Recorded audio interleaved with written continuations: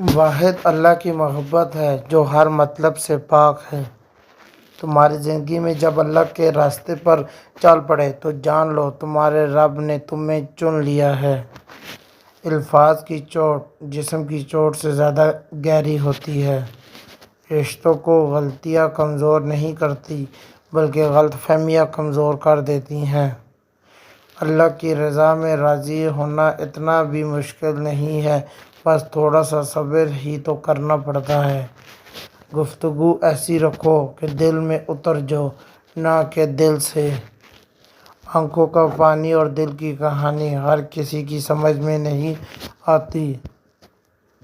دوسرا دروازہ کھولے بغیر میرا رب کبھی بھی پہلا دروازہ بند نہیں کرتا۔ ہمارا یقین کمزور ہے، بس۔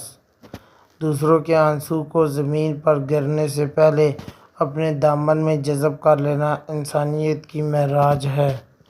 بس سب کچھ عارضی ہے، جذبات، خیالات، منظر، لوگ اور دنیا۔ آپ جو بھی کام کریں، چاہے وہ اچھا ہو یا برا، لوگوں کے پاس آپ کے بارے میں کچھ نہ کچھ منفی پوائنٹ ضرور ہوگا، اور یہی زندگی ہے۔ وہ الفاظ دوسروں سے کبھی نہ کہیں جو آپ دوسروں کے منہ سے اپنے لیے نہیں سننا چاہتے۔ جب دشمن آپ کی تعریف کرنے لگ جائے، اس وقت ہوشیار ہو جائیں۔ زبان کھولنے سے پہلے سوچ لو کہ دنیا آپ سے زیادہ عقل مند ہے۔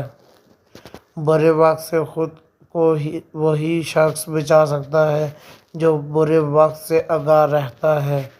ضرورتوں نے بہت سے لوگوں کو مطلبی بنا دیا ہے۔ غلطی کا احساس ہونا اس کی اصلاح کی ابتدا ہوتی ہے۔ وہ لوگ جن کے پاس بولنے کو بہت کچھ ہوتا ہے، وہ عام طور پر مختصر ترین لفظوں کا انتخاب کرتے ہیں۔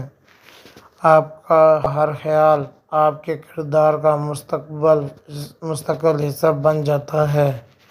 لوگوں کو آپ سے نہیں، آپ کے پاس چیزوں سے مطلب ہوتی ہے۔ آپ کسی جاہل کو کیسے یقین دلائیں گے کہ وہ جاہل ہے، جبکہ اسے خود یہ پتہ نہ ہو کہ وہ جاہل ہے۔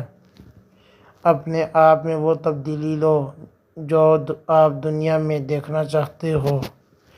تنہا رہنے والا اور تنہا جینے والا انسان ہر طرح کے حالات کا سامنا کرنے کا اہل ہوتا ہے۔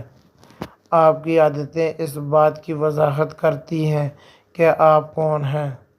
لوگوں کی نظروں میں اپنی اہمیت جاننے کے لیے اپنی کارکردگی کا جائزہ لیا جائے۔